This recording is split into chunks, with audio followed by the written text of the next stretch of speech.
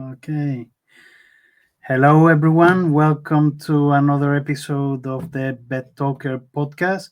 And today we have the pleasure to have with us Catie Di Stefano. She's a good friend, and she always has been very supportive of safer gambling. And we'll be having a little chat today. How are you doing, Catie?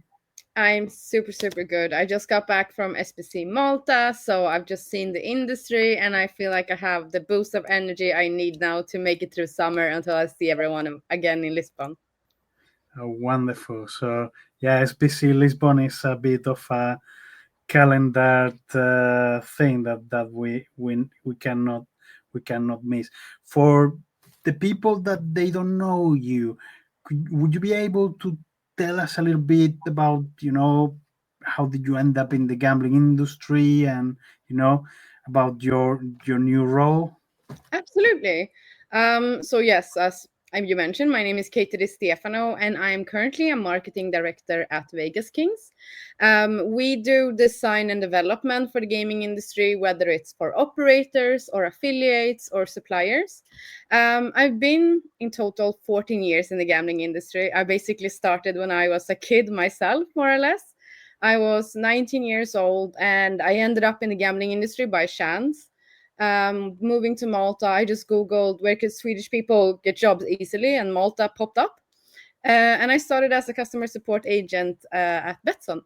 So that was a great journey for me to begin, and I got to learn so much about all the different brands and products from casino to sports betting to bingo to lottery. Like there was so many different stuff. And I think for me as well, it was a great entrance to the industry, having that first contact with players. That actually gave me a very good idea of how they are affected by gambling, how they respond, and what to do in situations where you have someone who's not feeling good about gambling and shouldn't be gambling. If you want, I can tell you a story about that I had. I think I've been in the gambling industry maybe, let's say, like a month or two. I don't remember exactly. Again, it was so long. It was been 14 years. And I was still new at the job, and I had a customer call in on the phone who was basically threatening to take his life if I didn't refund all of his deposits. Yeah. And I was 19 years old. I had no education in like therapy, even like gambling. I didn't know enough about that. And it was really tough on me knowing like that his hands or like his life was in my hands. um, Luckily, I had a great manager at the time who was like staying on the phone with me and like just listening but not saying anything and coaching me what to say. And basically, he just said, "You cannot hang up. You just have to stay on the phone and explain calmly. We can't refund the deposits, but here are contact information that you can go, yada yada yada." And that first event really affected me a lot, which made me more like feel like, okay, there's something that needs to be done here, that like if I can be more educated next time, I know what to say better and I can prevent people getting to this point. So a couple of years later as well, when I moved up and worked with the VIP department and I was managing a lot of VIPs, I also felt that it was very important, even though there was no like at the time, even like there was no rule saying you have to do source of wealth or anything like that. But for me, I've still felt it was really important from a safer gambler perspective to speak to each new VIP customer that I had and ask them like, are you gambling for more than you can afford? Do you feel like you're gambling in a healthy way? Like, I just want to make sure and talk to you about this, because if you ever feel that your gambling is out of control, you can speak to me and I'll help you. So that's how I got into the gambling industry and safer gambling, and why it's so important to me so many years later.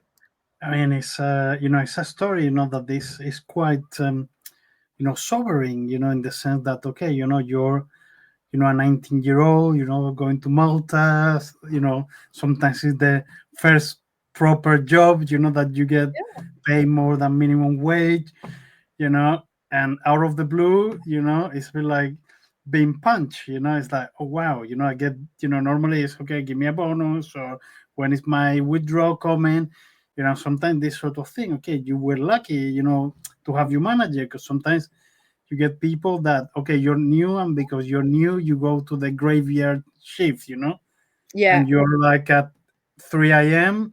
on your own or with other three colleagues, and you get one of those calls, and it can be really, really difficult, you know for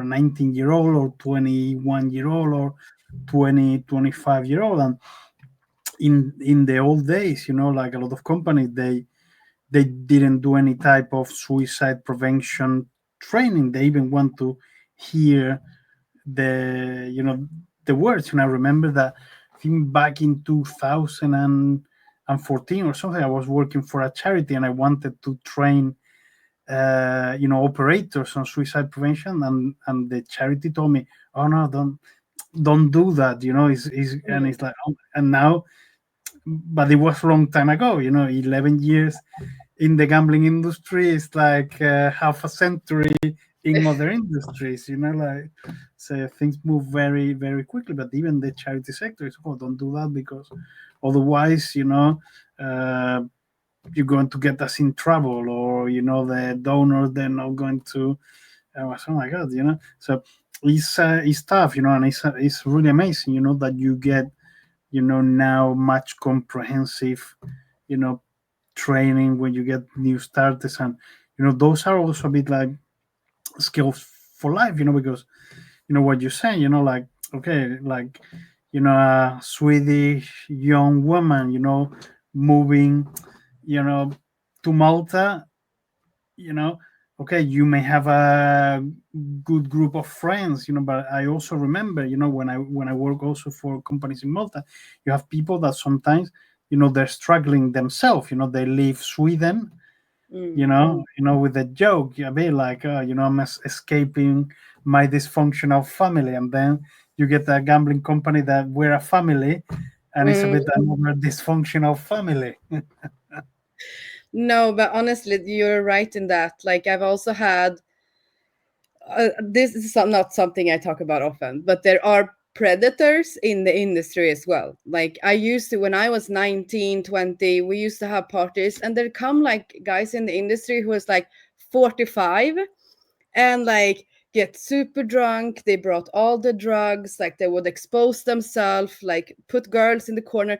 And like, obviously, as a young girl by yourself, and like you get scared of these men. Like, there's not always a safe industry in that way either. So yeah, I totally agree with you. But all in all, I think mostly what makes our industry something that I want to stay in is that keep seeing that majority of us professionals wants the industry to change. We don't want to have, this view of everyone thinking that we're preying on gambling addicts or something like that. I think what makes it so nice for me is I'm seeing more people trying to share their experience and their knowledge to innovate how to help responsible gambling. And I think even just like, okay, it's nothing new, it's been like 10 years since we had Source of Wealth, but that coming into place was amazing as well. Having something like that, BetTALker, your option to be able to actually give the power to players, is also another thing I think is amazing, and we didn't have that back in the day. So that's why I keep, like, I want to also be able to help to do something, and I want to encourage other to also do whatever they can to help the industry become more sustainable, because that's another thing I noticed working with VIP, and seeing players that what having issues, is that even me, as a business handling the VIP department, I don't want players that have a problem with gambling. It's not sustainable for me. It's just giving me a lot of issues. I'm worried as a manager all the time about what's going on. Did I get a message from this player today? Like, is he okay? And usually these players also, if they don't close their account, they become bonus abusers. It's very, very common. So for me as well, I think what needs to change in the industry, if we're going to continue to change, is maybe to implement safer gambling earlier in the player journey before you become a VIP. Like, as soon as you register, you have the information about how to do it safely. I don't know if you agree with me. I do agree with you. I think, for example, like, there should be some sort of, even like a little bit of a module, so, okay, so if you're a, sort of habitual player, that you play at higher stakes, okay, like a driving license, okay, you should, as a player, recognize their own, signs on yourself, and all this sort of thing. I mean, not making it too complicated, but at least, some, 45-minute model or 30-minute models. Okay, you want to be a VIP, you need to show that you can afford it, but you also need to understand all the other race. I think that'll be a really interesting thing, to have from the player, a deeper understanding. But because you were talking before that actually the gambling industry could be a bit of an unsafe environment, for um, one young woman. You said that, okay, you get sometimes some, predatory or behavior, from some, senior managers or people that they are in a situation of power. And I think this is something that, you know I have seen it. you know I have raised it in the past, with HR, in one of the companies that I work for. And actually it felt a bit that uh, they were trying to minimize the issue, and I was even more disappointed, because actually the person that I went to talk to was a woman. Mm.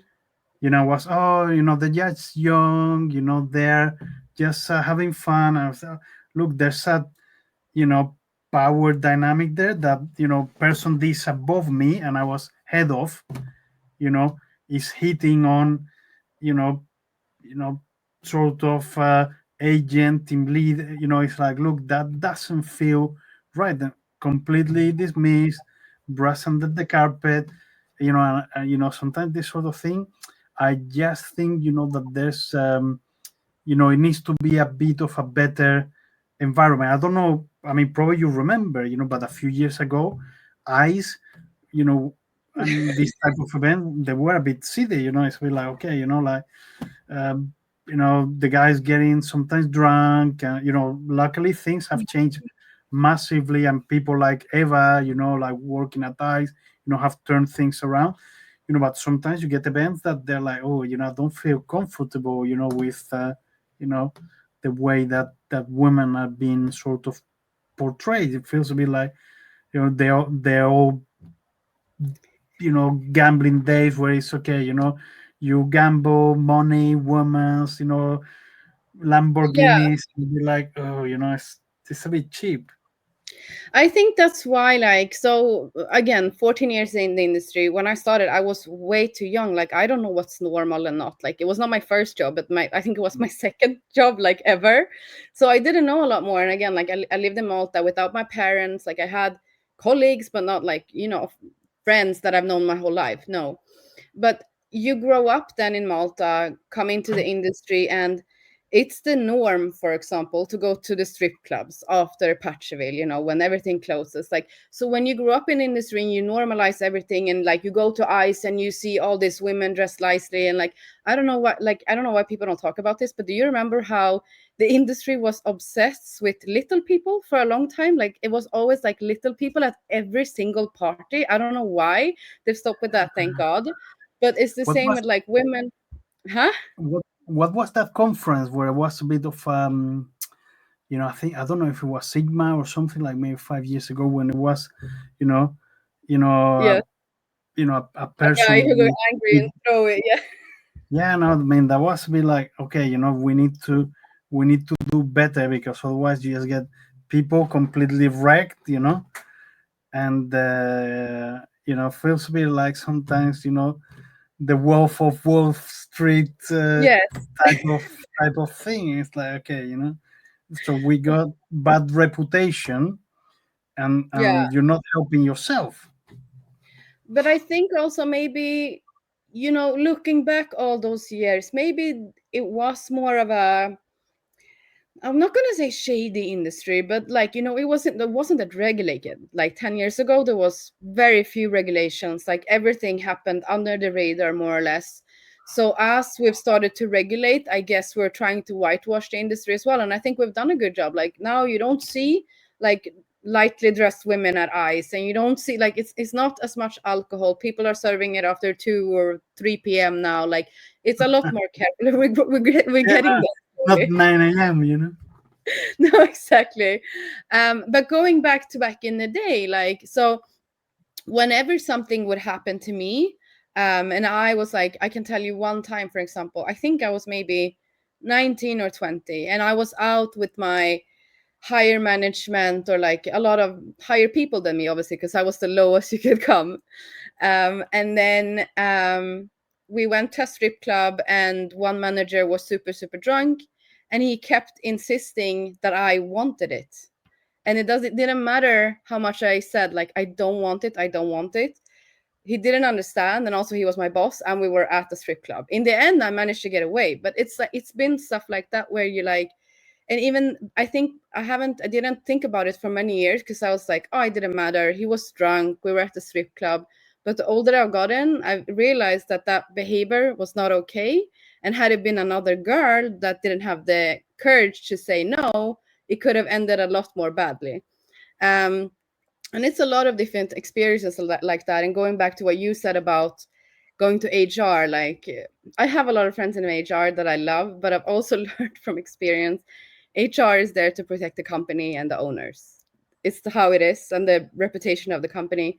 So I hadn't had the best experiences with that, but I've also done something very similar. I had a friend, basically, who got in a relationship with someone, um, who was basically very, very high up, let's put it that. Hmm. And in the end, she was asked to do something that was against her religion and her wishes. And the guy said, if you don't do it, you will be fired. So she did it, and she got fired anyway. So I went to someone I trusted in the industry, who is saying that she is protecting or trying to stand up for the better of minorities. And I went to this person, and I asked that person to help my friend, because I, like, obviously she didn't know what to do, and I was like, I know someone. And that female actually blocked me from a lot of events to keep me from not talking. And then in the end, when I found it out, I met like the guy at another party, and he confronted me like in a tiny room, and was like, basically, you shouldn't talk shit about me. And I don't know, like, if basically, like, it was like more or less like I should not be talking. And it got an out to him, like she told him straight out to protect the company.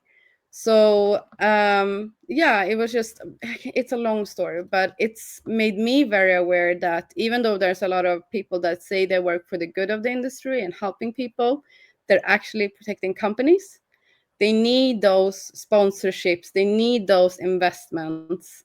So, like, I don't know who to go to next time, but it's really scared me right now to help someone else in the future. I wouldn't even like maybe do it anonymously. I'm actually really like afraid to who to talk to in those cases. It's tough because even me, being a guy, you stand up for the right thing, and it doesn't have confidentiality. I'm a bit too old to be bullied or anything. You know what, this sort of thing. It's be like, I actually spoke with the guy. I said, look, I have heard this. This is not acceptable. The guy denied. Oh, no, no. It's a misunderstanding. I'm sure. I said, look, there's a lot of people talking. And I believe that probably they're right. You know, I didn't tell him that I spoke with HR, but the HR dismissed it. And shortly after, I decided to leave. But I think it's for the good of the industry. And I think sometimes the best way to protect the company is to get rid of this sort of element, because I think at some point, maybe in the future, people will start talking and say, okay, you got like maybe a person that is a predator that have gone from this company to this company to this company, and people, they were a bit too afraid to talk. Absolutely. I think like everyone can make mistakes, right? Yeah, So no, like, and yeah. you can correct your mistakes or like you can apologize or whatever. But I think what is with our industry, it's such a small industry, like you said, like everyone will talk and it will always come out in the end who did what, or like it will be something. So that's why as well, like I feel it's so important that I try to do my best, like even if it was like this time, try to help my friend that I really cared about and try to do my best and reach out. But I learned my lesson now. And again, like I'm hoping in the future we will have more organizations that actually, I don't know, like a union who really makes sure that it's safe in the industry for professionals. But right now we don't have anything that's global in that way, you know? I mean, it's a good idea, that was like sort of body that, because I even think, that it has a bit of similarity with safer gambling. It's a bit like, if you raise something that is wrong, people, they're afraid, of their career, their reputation, to sort of, and you have a lot of companies that they have whistleblowing, policies and all that, you know. But again, one thing is to have the policy, and another thing is to do what it needs to be done. So 100%. I don't know, because it would be good to, what you say, like a union of, like, you know, industry workers or something like that. Yeah. Something like that would be safe. But I also think like, again, people are trying. It's not the same as it was 10, 14 years ago. Like I'm really happy with seeing the development, and that's why I feel like it's important to talk about this, because like unfortunately you come into the industry and maybe like, especially if you're young, you think everyone is nice, everyone is helpful, everyone is serious. But the older and more mature you get, you realize like 70% of the industry is shit and 30% is genuine. Like a lot of them will run you over. But there are also really nice people that wants to help others become the best version of themselves and want to help the industry become good, you know. And I want to help highlight people like you and BetBlocker that I really feel like are doing the right thing, going the right direction. You're trying to be innovative, you're trying to help people, and you're doing it the right way. So that's why I'm so happy to be here and talk to you. Thank you.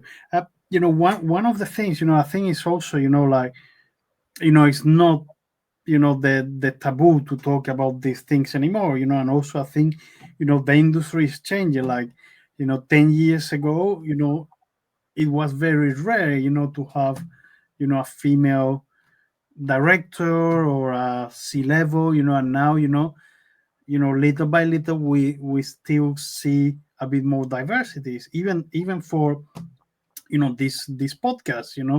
You are the second, woman that we have in the podcast, but we have recorded already, I think it's 11, 12 episodes, and I really feel that there's a bit of a difference, because when I spoke with somebody that I know, I say, hey, would you like to be in the podcast?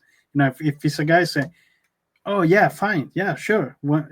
But sometimes, with women, you say, oh, I need to ask my manager, or I need to ask HR, and then they say, oh, I asked, but they told me that, why do I need to do this, and what are you going to talk about?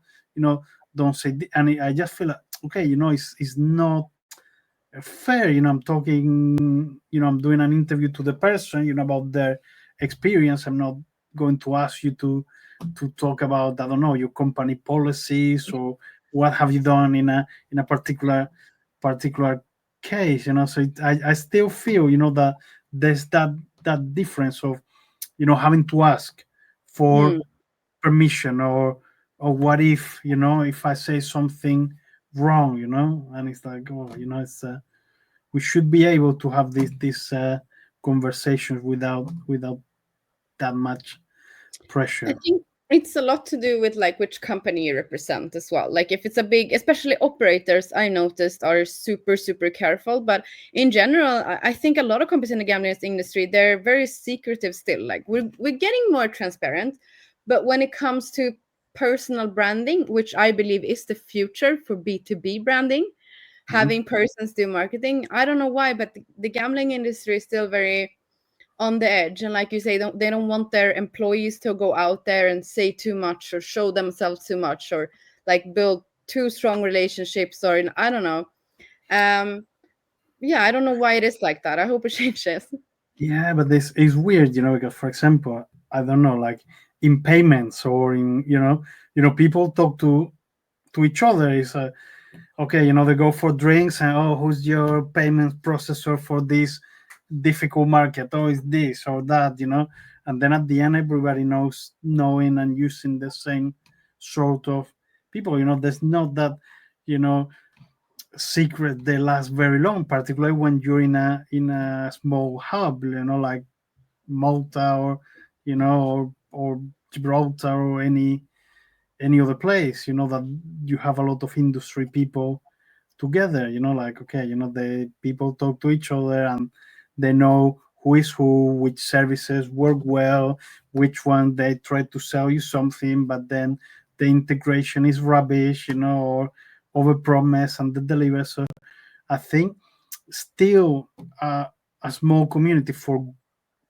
good or bad, and that people still knowing each other. I remember a lot of time that, when you're going to hire someone, sometimes, uh, you know, if it's an important position, okay, so someone that may have worked with this person, and they may, or you may have heard, about the reputation. Sometimes it's like, your personal brand matters, and what people say about you.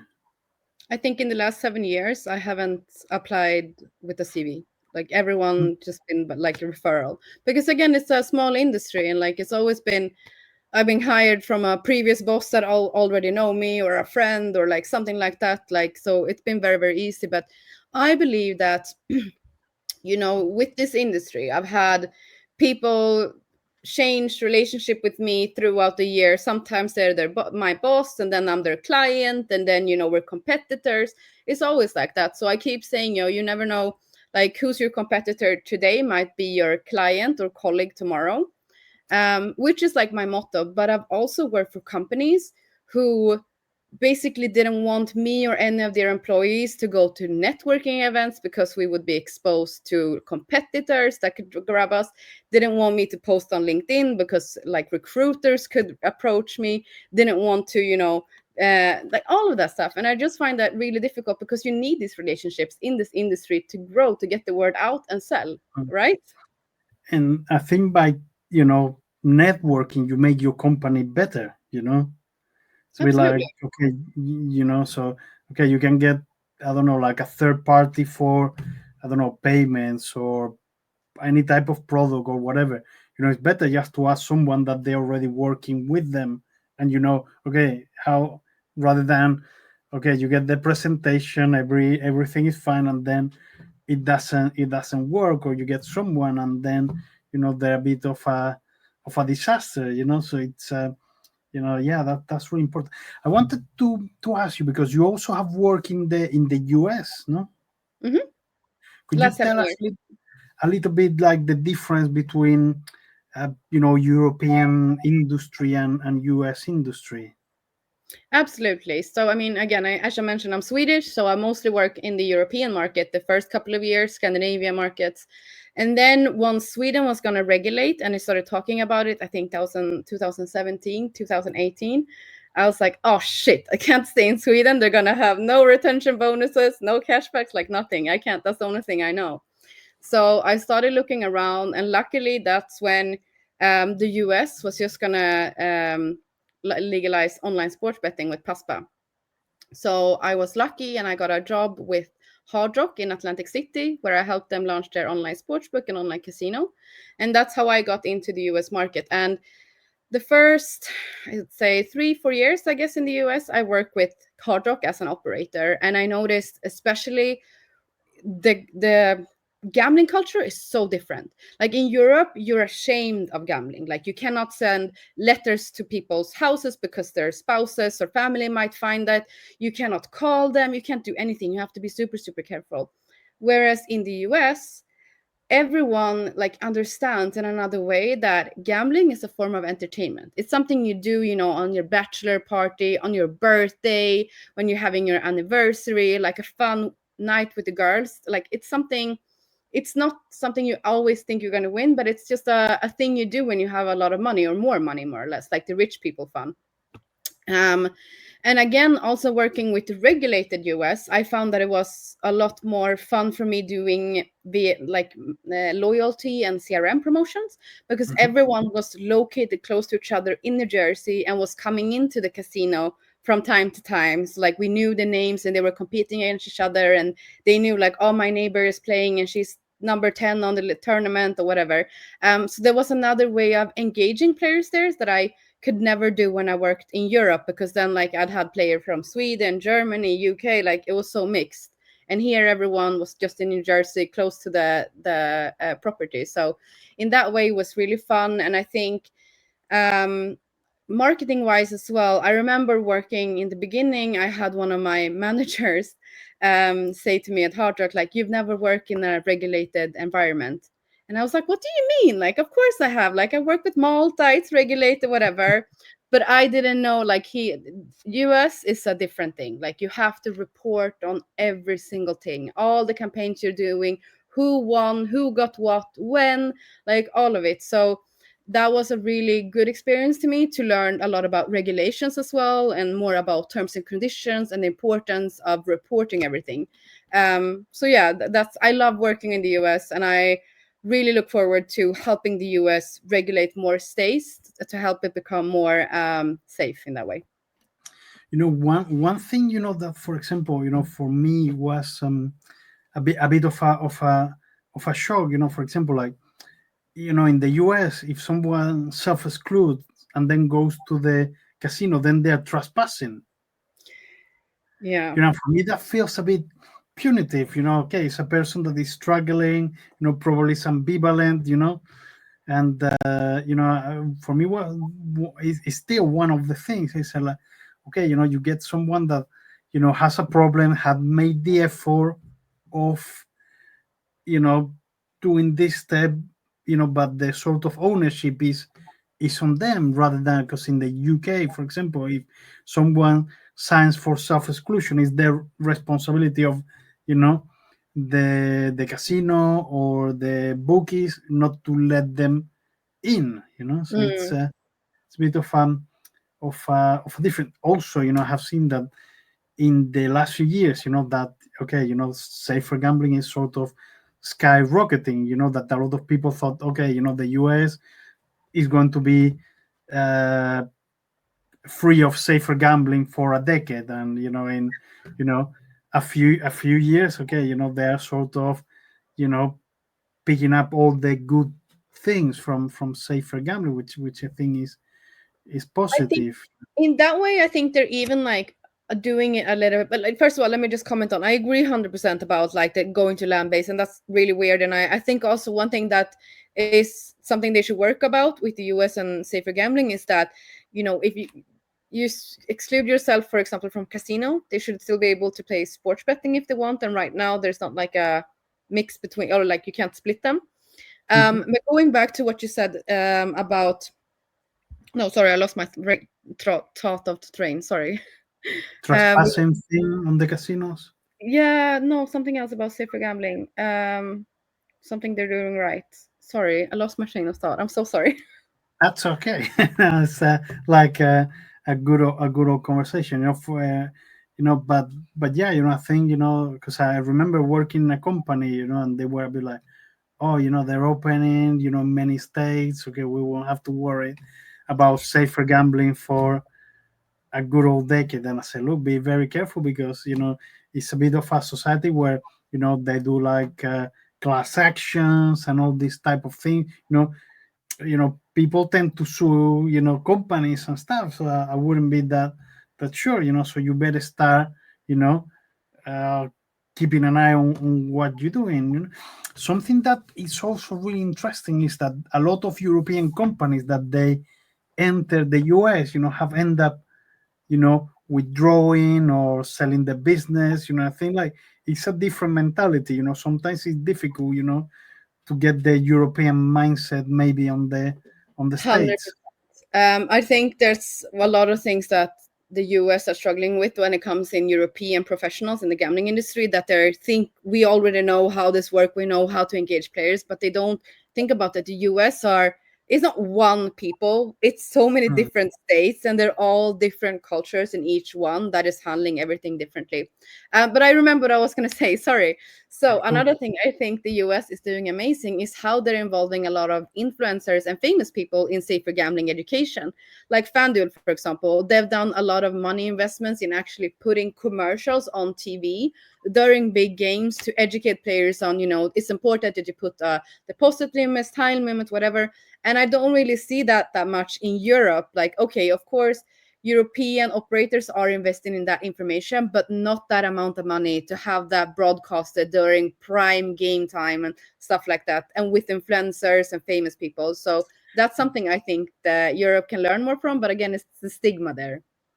It's quite interesting because I remember, with DraftKings, that they're a good supporter, of BetBlocker for several years. When I saw the Tony Hawk, ad, I said, oh, it's really cool, that they have Tony Hawk talking about safer gambling, and this sort of thing, it's a bit like, not a bit like a person that, I don't know, like a jockey, that most of people they're not going to know. Okay, it's a person that, okay, if you have been, for the last 30 years playing video games or skating, you probably know Tony Hawk, so it's a bit like a big personality. And I think that's good, to get like people that they're role models, talking about safer gambling in a positive way, because sometimes when something that I don't like at all is when you know the person affected by problematic gambling, is portrayed with this sort of archetype of you know sweaty, like with the eyes, and it's a bit like, okay, just a bit like, it feels a bit like a mockery, and nobody, if I was having a problem, I don't want to, I wouldn't say, oh, that's not me, should, you know, be portrayed a bit more diverse, I think, Yes, 100%. No, I agree. And I think as well, I don't know. However, like, I think, did you see what happened in Sweden recently? There's a big, like, responsible gambling person that has been talking. Have you seen that again, for like helping people that has addiction, and then now he's starting his own crypto casino? Yeah, I think it's really interesting because I think you put a post and it was like, Yeah.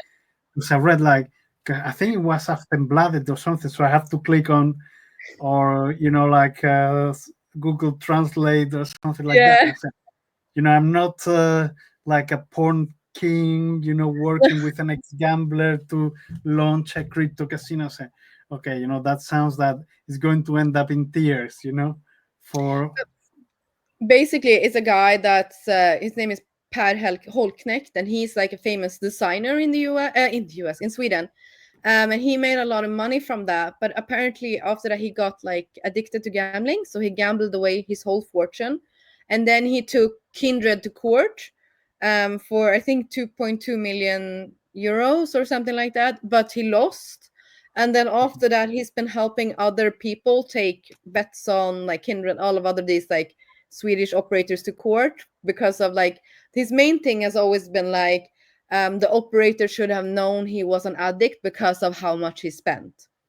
And then now he's going and announcing, I'm going to launch my own crypto casino. It's not going to be licensed in Sweden, it's going to be licensed somewhere overseas.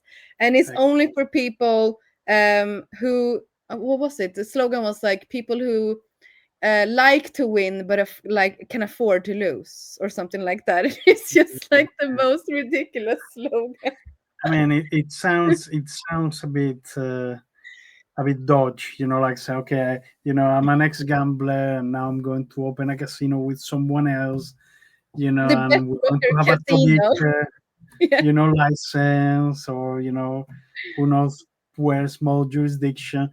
It feels a bit like, you know And I also think, there's an issue of, safeguarding, Yeah. in the sense of, okay, if you're a person that have struggled with gambling in the past, relapse, it happens all the time with any addictive disorder.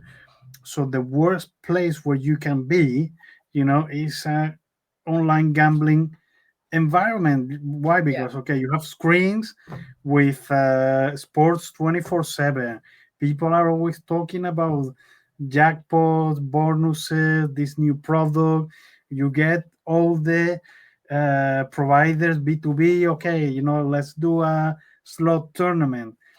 So I really feel, that, okay, if you have a person, that is known that they had gambling problems in the past, you need to be very careful not to, expose them to, to a difficult situation, because as a company, I think you should be liable. You're putting a person that, that, they're vulnerable in the most difficult situation. I think even sometimes when I see like there's some gambling conference, in a casino, just say, okay, you got expert by experience, that they need to walk, through all the slot machine, all the tables, and I say, Yeah. okay, and then, okay, there's drinks, I feel, the safeguarding thing, is something that they should be paying attention, But Pedro, can I ask you a question? So, Mhm. like, for example, obviously, when I was working in customer support, VIP, like these lower roles, like junior, we would, like, as a work thing, play a lot of casino. We would have the slots rolling in the background, like Friday beers. Everyone would chip in and would play casino, not only like for fun, but obviously for like educational purposes, because we're all working in gambling. And whenever I exactly, whenever I would hire someone and it said like on their CV or something that they were a gambler, they were more likely to get the job because I was like they understand like the product. But the more I've been in the industry, the more the years have gone, I'm starting to wonder like how do you think there's a lot of gambling addicts that work in the industry? That like Mm, there's higher prevalence, yeah, it's a bit of an occupational risk. It's the same if you work in a bar, you're more likely to have one too many. yes. you know Yeah. in the 70s, in the distilleries, like employees, they have a glass of spirit at the beginning and at the end of the shift. Many people say, okay, I go work there and I have some free booze. So in the industry, we need to be aware. I think it's important that, people, they have a healthy knowledge of the product. But I think in terms of events and entertainment, it's good to diversify, because, when I find, and things are changing, but most of the time when you have an event at work, it's gambling related or drinking related. Now, okay, Yes. there's yoga, there's cold baths, and Nice a bad. lot Yeah. a, a, a lot of nice cool stuff. But I probably say like 70-80% still the gambling or drinking related stuff. So I think we need to make it healthier. And also there's the thing, that you get people, young people, that they're very impressionable. That you get, okay, this player won this amount of money. Oh, there's this jackpot. Oh, do you know that this from this department got 20K last month? Yeah, but they don't tell you how much they're losing. And Exactly. sometimes it's tough, and in many companies, they focus on the well-being of their customers, but not so much on the gambling, well-being of their employees. And again, it's a very stressful job. So there's people that they're working in gambling, and then they go home, and to disconnect, they gamble a bit more, and maybe it's a bit too much. So I think, you know, research, what is out there published, it says that the prevalence is higher. But this is something that I think the the companies, they shouldn't be afraid. They say, yeah, it's normal. If you work in, you know, I don't know, like scuba diving, you're probably going to have more accidents from divers that Yeah. work in a diving school. Why? Because they're diving all the time that in the general population. But they say, okay, what can we do? Because sometimes I think the industry is guilty of being very apprehensive, or panicking every time there's a problem. Okay, there's a problem. Let's try to make things better, not try to hide things away. If there's a problem with certain individuals, as we were talking in the past, okay, this thing shouldn't be brushed under the carpet. What you need is, okay, let's get rid of these toxic people. Mm-mm. Yeah. No, absolutely, I agree. But yeah, I had even in companies where I work, all the time I had a colleague. Oh, Pedro, you're a therapist. How can I speak with you? I have a friend, and I'm like, oh my god, if I hear again the story of I have a friend, or, Mm, once it's been, just 5 minutes down the line, actually it's not a friend, it's me. You say, mm, yeah, I had that feeling. But again, this sort of thing that we talk with HR, sometimes people they are worried because if they go to HR and they say something, maybe there's permeability, and HR will let the line manager know, okay, look, this person can be a bit of a liability, because sometimes you get these cases that, okay, you may have a head of VIP, you know, that he's a gambler themselves, and they have access to a very, you know, valuable information. He may end up because of a moment of weakness or being in debt or whatever, maybe disclosing information or moving to another company and taking some data with them. So, I think it is important to make sure that your staff is healthy, so your business is protected. That's what I think. I'm sure. Did you have any cases of a colleague that was gambling a bit too much? Not really. Like, not one that's gambled more than anyone else. I feel like, especially back in the day, like we all gambled every single night, like after work, like online. And I think especially like we were playing a lot of new games. At least that's how I viewed it, and I wanted to understand, how is the lines working, and if I had a player come in and complain about the bonus game, I would understand how it works. But I think for me, I have an addictive personality, so I know like I can get addictive very easily to stuff. And luckily, I had the education about responsible gambling that I started to see the signs myself. That I was like starting to think about slots and dream about slots, and I couldn't like wait until gambling. So luckily, I started using more of the responsible gambling tools. This was 12 years ago, I think, super long ago. Um, and once I had a big win, big enough that I could buy a trip to New York, I stopped. I haven't like really gambled since then, more than like try a game on free to play. But that's something I think as well they should talk about more when you join the industry. Like you as a professional can easily get affected by this.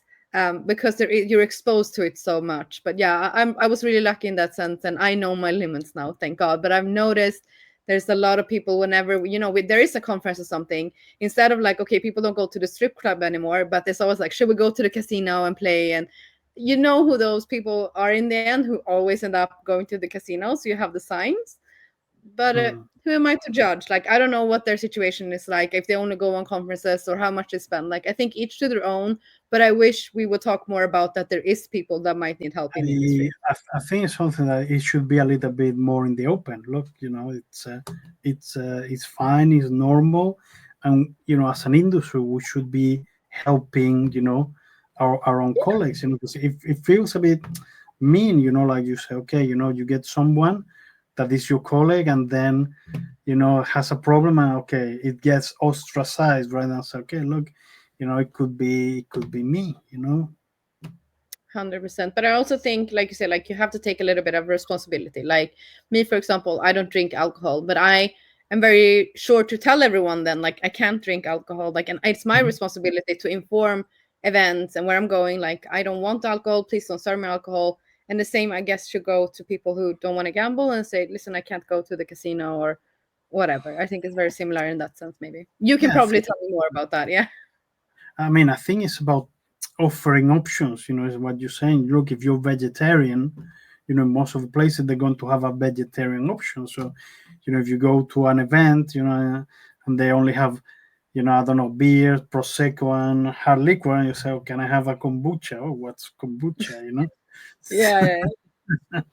you know, or look, okay, we have water, or we can give you a mixer. We have some Diet Coke or some Fanta. I think it's about having or catering for everyone and for people not to feel left out.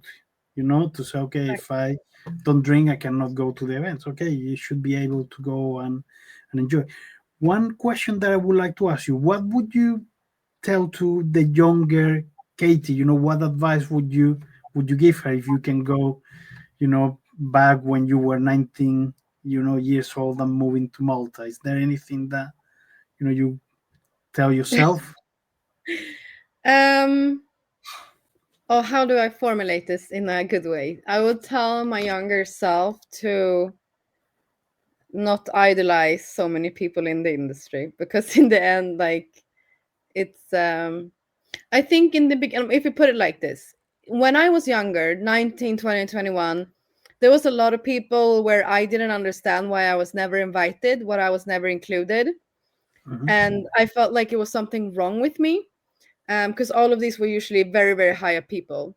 Hmm. The older I've gotten, I've understood that it's because they were doing substances that I was not allowed, and I was not supposed to see that. And I think going now as an old person, I would say to myself, don't idolize these people. Go your own way. You can always, it might be slower, it might be faster, it doesn't matter. Go your own way.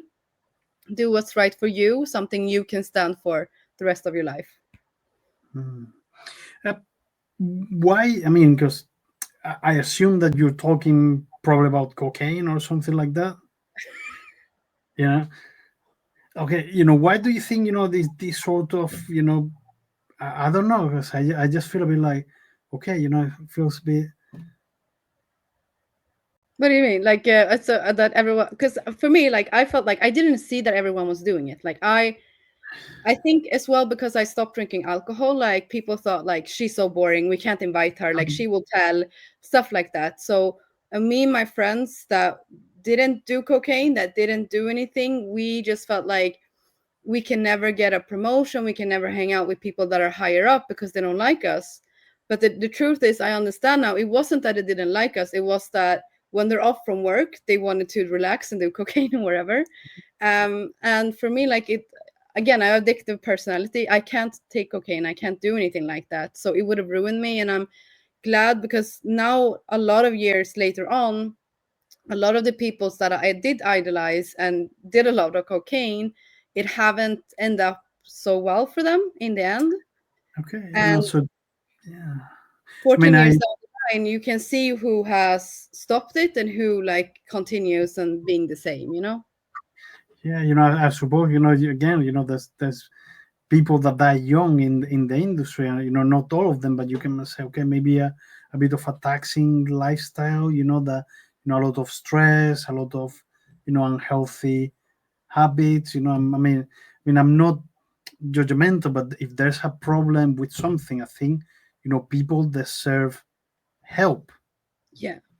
Yeah. Like it can be And I don't want gambling to for be people. judgmental either, because like everyone can do their own thing, but there are people who actually need help and you can't talk about it. And I think the same with like HR, they are very limited, especially if upper management is doing it. They cannot limit anyone or talk about it. Like HR also wants to keep their jobs, right? So there is this type of bad circle somehow, but each to their own. But I wish we could help more people that needed it. Yeah, I think that's a thing. Like people should be able to get help. Like that's a good thing. So, is there anything that you think that we haven't talked about that? Oh yeah, this is really interesting, and we haven't have a chat about it. No, I think we touched up a lot of different things I don't normally ever mention in a podcast. So this will be a very, very unique one, I can tell you that. Yeah. So thank you so much for being here. And it's just good, to be able to talk about important stuff. Thank you so much, Katie. Thank So you. Great talking to you, Pedro. bye. Bye.